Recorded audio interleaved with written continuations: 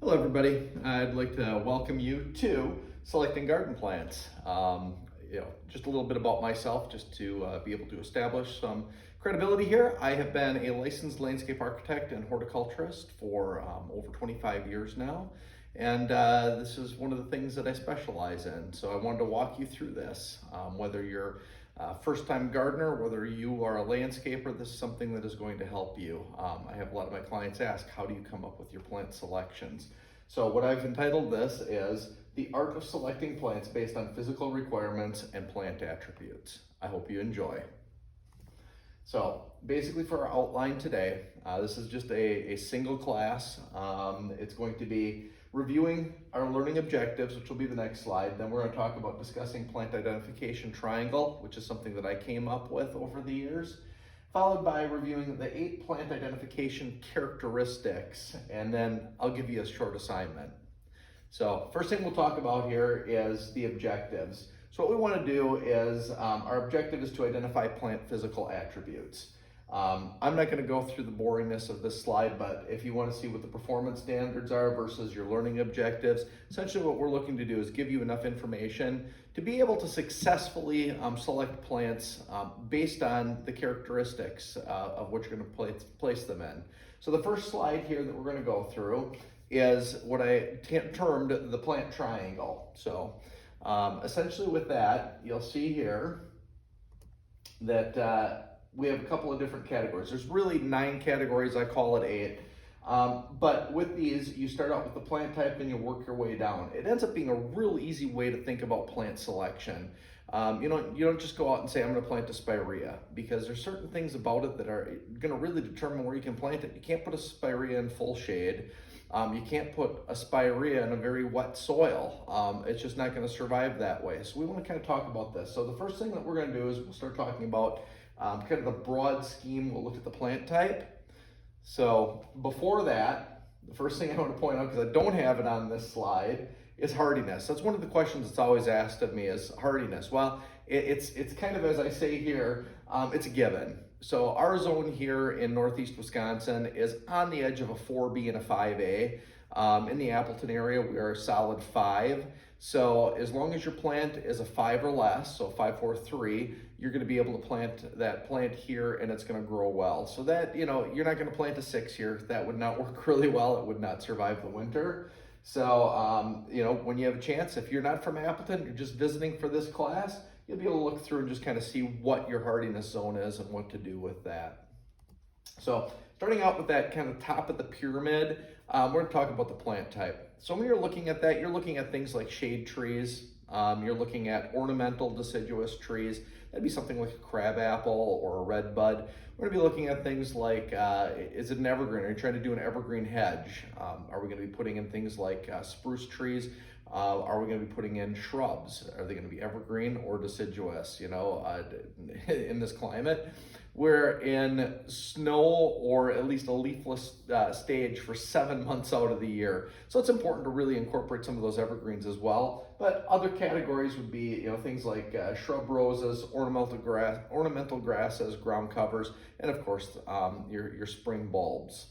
So that just kind of gives you the idea. What are you looking to put in?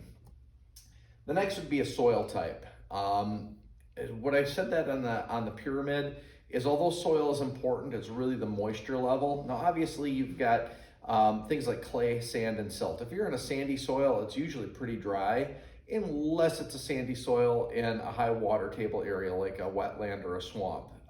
So really, it ends up being the moisture issues that are with it. Where we are here in Appleton, we're mostly clay or a clay loam. So that's going to determine what we can do. Obviously we can't do something like a cactus sitting in a clay soil. So that would be your next category. So kind of your second category of what you're selecting. Now we jump into the third category, would be light requirements. I'm sure you've all heard about this. You've got your full sun, your part shade, your part sun, and your shade. There's usually some confusion in that because people are like, well, what's the difference between part shade and part sun? Well, I've got it broken down for you here. So full sun is anything more than 6 hours of direct sunlight. You go into that partial shade, that's the 4 to 6 hours. The 2 to 4 hours would be part sun. And then of course the classic shade of being less than 2 hours. Now we can get into some other varieties within there, but that just gives you a really good idea. You're certainly not going to plant a plant that loves shade in full sun. The next would be, what's the type of plant? The shape of the plant. So, when you're looking at trees, shrubs, or perennials, they all kind of come in different shapes. I know you guys have seen that, whether it be round, columnar, weeping, maybe it's spreading, where it kind of spreads across the ground, or in the case of a tree that's spreading, it tends to be wider than it is tall. So you kind of want to look at that shape, because that ends up playing an important role as well. Are you looking to give more shade with a tree? Or are you looking to give more vertical height to be able to really draw your eye as a focal point? The next one that we would end up going into is foliage texture. A lot of people, when they're talking about plants, they just think color right away, and the main thing they think about is flowers. In a lot of our plants, other than annuals, they're going to end up, blooming for only a few weeks. So really what's most important tends to be that texture and the color of the leaf. So when we look at the texture, these are some examples here where you've got kind of that coarse, the medium, the fine. You've got filigree, which is very, almost like a feather, crinkled, pinnate, whorled. I don't have time to go into all of those right now, but it's important to see the texture. So this would be a very fine texture. This is a bold texture, or would be called a coarse texture. And this is kind of that finer filigree. So it really gives you that idea of what that would be like. The next one then, of course, is the foliage color. I think this can be way overdone, where you end up almost looking like a Johnny Depp, Charlie and the Chocolate Factory type of a feel if you use too much. But if you are careful on how you select your plants, certainly there's your typical greens, which you have various light greens, medium greens, dark greens. They come in gray greens, as you see here, where there's gray silver, white. That'd be a real nice silver there. So there's a lot of variety there, but it's looking at that foliage color, because you're going to have that the entire growing season. Once we go from there, now we go into the bloom colors. So there's a rainbow of options. I can get you green flowers, I can get you yellow, I can get you blue and purple and chartreuse. I mean, there's a lot of really nice colors. The key thing is understanding that you can do a contrasting theme, which is using plants on the opposite end of the rainbow. So you'd be doing like a blue with an orange. The other thing that you could do is complementary. That's where you're using colors next to each other. Your blues and your purples and your pinks together. Or you can even go monochromatic. This is an example of a moon garden here, where everything that blooms here is going to be white. So you're obviously going to use that to your advantage when you're doing a design and selecting plants. The next would be your bloom cycle. So like I said, plants aren't blooming for 5 months at a time. When you're dealing with your perennials, they can be as little as 2 to 3 weeks, if you're lucky, as much as 2 months. But when you look at your growing season of 5 months, that really limits you. So there's two things that we can do. We can do what's called time cycling and time loading. Time loading is kind of what this picture is here, where everything is blooming at the same time. So this is a June photo, about the 3rd week in June. You can see every single plant which is within that mixture is blooming. Versus the time cycling, you can see there's a little bit of flower in here, but the hydrangeas aren't blooming yet, and a lot of other stuff isn't, because you're cycling through and you're really giving multiple months of interest, versus this is kind of a boom and done.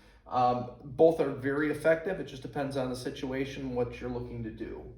The next thing is going into these final thoughts. Now, obviously with the pyramid, and I'm going to talk about the second point first, is that it's not set in stone. You're not relegated to having to first look at the type and the soil and so on and so forth.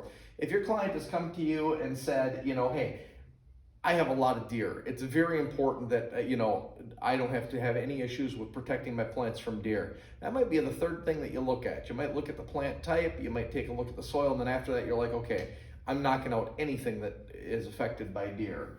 The other thing is maybe a client wants a fragrant garden, especially if you're dealing with, working with handicap people, like a hospital garden. They like to really do that. And then other things like edibles. I've had gardens where I've done 100% edible plants within the landscape. That doesn't mean that it's a garden landscape. There's plants, blueberries are beautiful as just a bush, but you can get the berries off of it.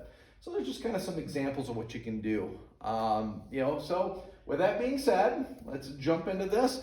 I want to just see, anyone have any questions? All right, seeing no questions, we're gonna have a little bit of fun here. Obviously with any class, we've got to have an assessment. We have an assignment to just kind of make sure that you know what you're doing. So, that you've heard what I've been saying.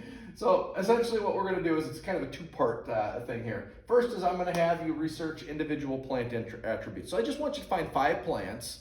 They can be trees, shrubs, perennials, whatever we end up having within that, and then list their attributes. So you go through the 8 things that make that plant what it is and makes you be able to grow it where you need it to. The second part is that I want you to select one of those plants and you are going to present it to this class. Now it's not too bad, we only get 7 people in here. And what you're going to do is you're going to go through and just do a quick 5-minute presentation.